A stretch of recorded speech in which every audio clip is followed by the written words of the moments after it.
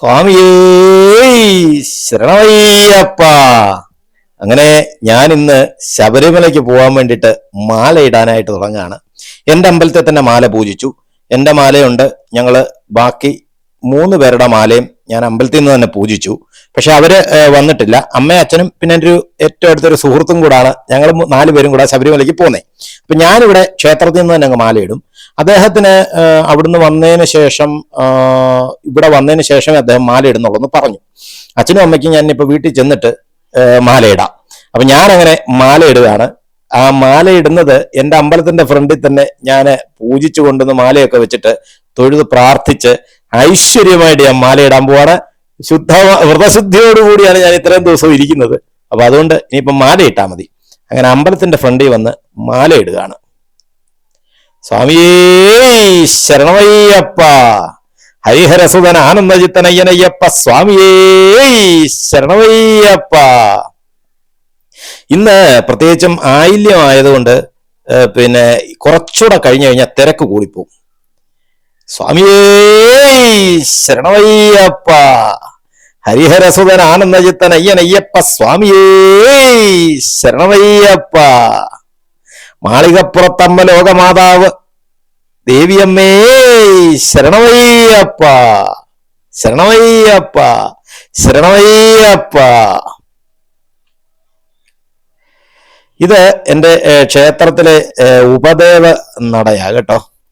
ഇന്ന് ആയില്യമായതുകൊണ്ട് ആയില്യത്തിനുള്ള പിന്നെ ഒരുക്കങ്ങളും കാര്യങ്ങളും ഒക്കെ ഇവിടെ എല്ലാം റെഡി ആയിക്കൊണ്ടിരിക്കുക. സാധാരണ ഈ ആയില്യം നാളില് നമുക്ക് ഇവിടെ അഭിഷേകം ലാസ്റ്റേ ഉള്ളൂ. സാധാരണഗതിയിൽ നമ്മൾ ബാക്കിയുള്ള സ്ഥലത്ത് ഒക്കെ അഭിഷേകം കഴിക്കുന്ന കൂട്ടത്തിൽ ഇവിടെ അഭിഷേകം കഴിച്ച് പോകുന്നതാ. പക്ഷെ ഇവിടെ ഇന്നിപ്പോ ആയില്യം ആയതുകൊണ്ട് നാഗർക്ക് ലാസ്റ്റിലേ ഉള്ളൂ അഭിഷേകം. ഇത് മലർനിവേദ്യം കഴിഞ്ഞ് ഭഗവാന്റെ മലർനിവേദ്യമൊക്കെ കഴിഞ്ഞിട്ട് പഴം എടുത്ത് വെച്ചിരിക്കുന്നതാ. കാരണം മലർനിവേദ്യം കഴിഞ്ഞിട്ടാ ഞാൻ മാല ഇട്ടത്. ഇത് അടുത്ത പടുക്കയ്ക്കുള്ളതാ. ഇവിടെ നമ്മൾ വെള്ളച്ചോറൊക്കെ നേദിക്കാനുള്ള നിവേദ്യങ്ങളുടെ കൂട്ടത്തിൽ വെള്ളച്ചോറും പാൽപ്പായസവും എല്ലാ ദിവസവും രാവിലെ ഭഗവതിക്ക് വെള്ളച്ചോറും പാൽപ്പായസവും നിവേദ്യമുണ്ട്. അപ്പൊ പാൽപ്പായസം അടുപ്പേ ഇരിക്കുന്നേ ഉള്ളൂ, ആയിക്കൊണ്ടിരിക്കുന്നേ ഉള്ളൂ. വെള്ളച്ചോറായി. പാൽപ്പായസം ഇന്ന് കുറച്ച് കൂടുതൽ വെക്കണം. കാരണം ആയില്യത്തിന് കുറച്ച് കൂടുതൽ വെച്ചേ പറ്റുള്ളൂ. എല്ലാ നടയിലും പോലെ ഇവിടെയും നേദിക്കണ്ടേ, നാഗർക്കും നേദിക്കണ്ടേ കൂടുതലായിട്ട്. അങ്ങനെ ആയില്യ പൂജയും കാര്യങ്ങളും ഒക്കെ കഴിഞ്ഞിട്ട് ഞാൻ ഇനിയിപ്പോ നേരെ ഊക്കോട് തമ്പുരാങ്കാവ് ക്ഷേത്രത്തിലോട്ട് പോവാം. എനിക്ക് 2 ഇടത്ത് ഇന്ന് ആയില്യമുണ്ട് കേട്ടോ. ഇത് കഴിഞ്ഞിട്ട് ഇപ്പൊ ഏകദേശം 9:30 കഴിഞ്ഞതേ ഉള്ളൂ. അങ്ങനെ ഞാൻ വീട്ടിലെത്തി. അച്ഛനും അമ്മയും മാല ഇടാനുള്ള തയ്യാറെടുപ്പിലാണ്. ഞാൻ അവരുടെ മാല പൂജിച്ചുകൊണ്ടൊക്കെ കൊണ്ടുവന്നിട്ടുണ്ട്. അവർ മാല ഇടുന്ന കാഴ്ചകളും കൂടെ എനിക്ക് വീഡിയോയിൽ പകർത്തണമെന്നുണ്ട്. കാരണം ഞാൻ മാല ഇടുന്ന മാത്രമല്ലേ കണ്ടുള്ളൂ. അപ്പൊ ഇനിയും അവര് മാല ഇടുന്നതൂടെ ഒന്ന് കാണിച്ചു തരാമെന്ന് വെച്ചു. ശരണമയ്യപ്പ. ശരണമയ്യപ്പ. ശരണമയ്യപ്പ. മാളികപ്പുറത്തമ്മ ദേവി ലോകമാതാവ് സർവേശ്വരി ശരണമയ്യപ്പ. ഹരിഹരസുതനേ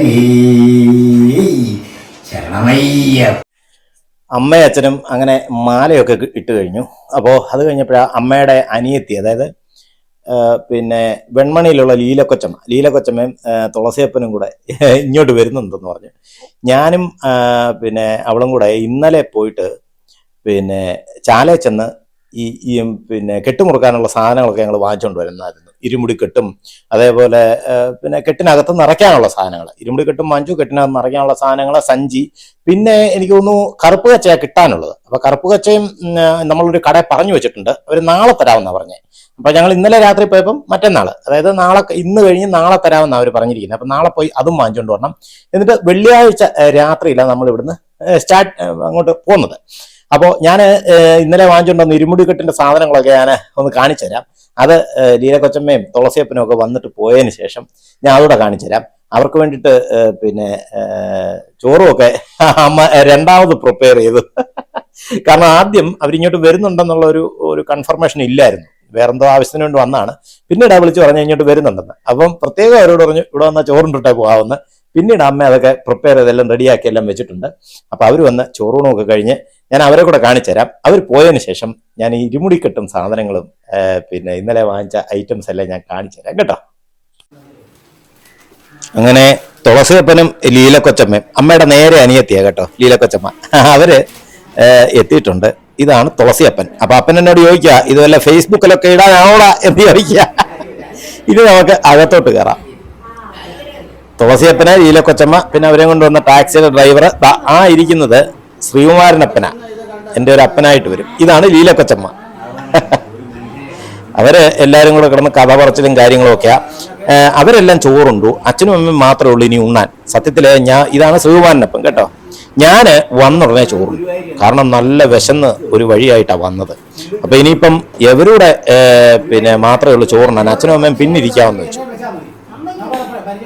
കാരണം അവര് വന്നു കഴിഞ്ഞപ്പോഴത്തേനും പിന്നെ വർത്തമാനം പറഞ്ഞ് അവർക്ക് ചോറ് വിളമ്പി കൊടുത്തു. ഇവർക്ക് രണ്ടുപേർക്കും ഇരിക്കാനുള്ള സ്ഥലം കിട്ടിയില്ല. ഞാൻ ആദ്യമേ പറഞ്ഞതാ ഉണ്ണാൻ, പക്ഷെ അച്ഛനും അമ്മയും താമസിച്ചാ കാപ്പ് കുടിച്ച്. അപ്പൊ അതുകൊണ്ട് പതുക്കെ മതി ഊണെന്ന് പറഞ്ഞു. അതുകൊണ്ട് അങ്ങനെ വെയിറ്റ് ചെയ്തിരുന്നു. ഞാൻ ആദ്യമേ ഉണ്ടു.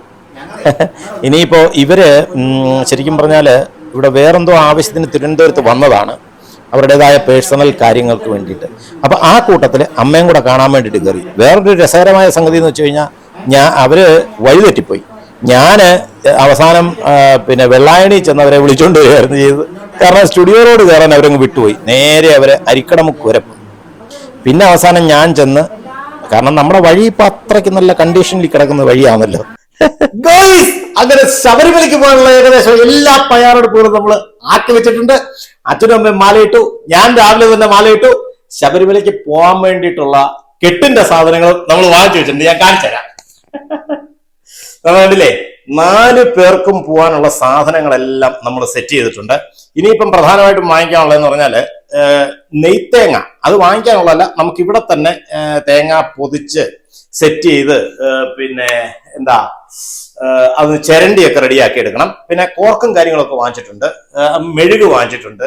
അപ്പോൾ ഏകദേശം കെട്ട് നിറയ്ക്കാനുള്ള എല്ലാ സാഹചര്യങ്ങളും ഒരുങ്ങിയിട്ടുണ്ട്. ഇനി കറുപ്പ് കച്ച മാത്രമാണ് കിട്ടാനുള്ളത്. കറുപ്പ് കച്ച നമുക്ക് ഒരു കട പറഞ്ഞു വെച്ചിട്ടുണ്ട്. ഇവിടങ്ങളിൽ ഒന്നും ഇപ്പൊ കറുപ്പ് കച്ച കൊടുക്കുന്നില്ലെന്ന് പറഞ്ഞത്. അതെന്താണ് കാരണം എന്ന് എനിക്ക് അറിഞ്ഞുകൂടാ. കറുപ്പ് കച്ച ഇപ്പൊ വരുന്നില്ലെന്നാണ് അവർ പറഞ്ഞത്. ഞാനിപ്പോ ഇതൊന്ന് കാണിച്ചു തരാം. കണ്ടില്ലേ, ഞങ്ങള് ഇരുമുടി ഇത് 4 എണ്ണം വാങ്ങിച്ചിട്ടുണ്ട്. 1, 2, 3, 4 ഇരുമുടിയുണ്ട്. പിന്നെ സഞ്ചി, സഞ്ചി വാങ്ങിച്ചിരിക്കുന്നത്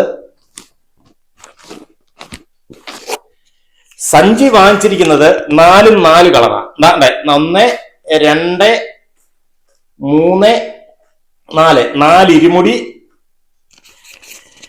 അതേപോലെ തന്നെ 4 സഞ്ചി. നാളെ കണ്ടില്ലേ, 4 സഞ്ചിയും 4ആയിട്ടാണ് വാങ്ങിച്ചിരിക്കുന്നത്. 1, 2, ഇത് കറപ്പാ. ഇത് കറുപ്പും ഇതും കൂടെ ചേർന്നിരുന്നുണ്ടോ മുമ്പ് എനിക്ക് മനസ്സിലാകാഞ്ഞ കേട്ടോ. ഞാൻ വിചാരിച്ചു ആദ്യം 3 സഞ്ചിയുള്ളൂന്ന്. 1, 2, 3, 4 അങ്ങനെ 4 സഞ്ചിയും 4 ഇരുമുടിയായി. പിന്നെ കെട്ടിനുള്ളത് ഇപ്പോഴേ പിന്നെ വേറൊരു പ്രത്യേകത ഉള്ളതെന്ന് പറഞ്ഞാല്, നമുക്കിപ്പോൾ കെട്ട് മുറുക്കണമെന്നുണ്ടെങ്കിൽ കെട്ടിനുള്ള സാധനങ്ങളൊക്കെ ഇങ്ങനെ പാക്കറ്റായിട്ട് വരും. അതുകൊണ്ട് തന്നെ വേറെ വലിയ കുഴപ്പമൊന്നുമില്ല. പിന്നെ ഇത് കോർക്കും പിന്നെ കോർക്കിനകത്ത് മറ്റേ തേങ്ങ കോർക്ക് വെച്ച് അടച്ചിട്ട് പൊട്ടിക്കാനുള്ള മെഴുക്. അപ്പം ഏകദേശം നമ്മൾ ശബരിമലയ്ക്ക് പോകാൻ തയ്യാറെടുത്ത് കഴിഞ്ഞു. കെട്ടിനുള്ള എല്ലാ സാധനങ്ങളും ആയിട്ടുണ്ട്. പക്ഷേ ഇനിയിപ്പോൾ നമുക്ക് പ്രധാനമായിട്ടും ആകാനുള്ള ഒരു കാര്യം എന്ന് പറഞ്ഞു കഴിഞ്ഞാൽ നമ്മുടെ വണ്ടിയാണ്. കാരണം ഞാൻ ഇന്നലെ KSRTC പോയി തിരക്കി കഴിഞ്ഞപ്പോഴത്തേനും സംഭവം വണ്ടി ഏകദേശം ഇപ്പോൾ ഉള്ളതെല്ലാം ഫില്ലാണ്. ഇനിയിപ്പോൾ ഏതെങ്കിലും പുതിയ വണ്ടി അനുവദിച്ചെങ്കിൽ മാത്രമേ നമുക്ക് ടിക്കറ്റ് കിട്ടത്തുള്ളൂ. അതുകൊണ്ട് വണ്ടി മാത്രമാണ് ഒരു വിഷയമുള്ളത്. നമ്മളിപ്പോൾ KSRTC ബസ്സിന് പോകാനാണ് ഉദ്ദേശിക്കുന്നത്. കാരണം അത്രയും ദൂരമൊക്കെ ലോങ് ഡ്രൈവ് ചെയ്ത് പോകണ്ടായല്ലോ എന്നാണ് ഉദ്ദേശിക്കുന്നത്.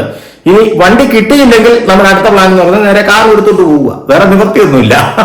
അപ്പോൾ ഇന്ന് ഉച്ചയ്ക്ക്, അതായത് ഈ KSRTCയുടെ ഒരു അവര് ചെയ്യുന്ന ഒരു കാര്യം എന്ന് പറഞ്ഞു കഴിഞ്ഞാൽ ഫില്ലാവുന്നതിന്റെ അനുസരിച്ച് പുതിയ വണ്ടികൾ ആഡ് ചെയ്തുകൊണ്ടിരിക്കും. അപ്പൊ ഇപ്പൊ ഏകദേശം പിന്നെ വണ്ടികളൊക്കെ ഫില്ലായി. ഇനി അടുത്തത് ആഡ് ചെയ്യുന്നത് ഏകദേശം ഇന്ന് ഉച്ചയോടുകൂടി മിക്കവാറും പുതിയ വണ്ടികളും കൂടെ അനുവദിക്കും. അപ്പൊ അതുകൂടെ ഒന്ന് കൺഫേം ആക്കണം. അതിന് KSRTCയുടെ സൈറ്റിൽ കയറി നോക്കിയാൽ മതി എന്നാണ് പറഞ്ഞത്. അപ്പോ NS ജേണി ബൈ ദീപുവിന്റെ ഇന്നത്തെ വിശേഷങ്ങൾ ഇഷ്ടപ്പെട്ടിട്ടുണ്ടെങ്കിൽ സബ്സ്ക്രൈബ് ചെയ്യാനും ലൈക്ക് ചെയ്യാനും ഷെയർ ചെയ്യാനും കമന്റ് ചെയ്യാനും മറക്കരുത്. പുതിയ വിശേഷങ്ങളും പുതിയ വാർത്തകളുമായിട്ട് നമ്മൾ നാളെ വരും. അതുവരേക്കും എല്ലാവർക്കും ബൈ.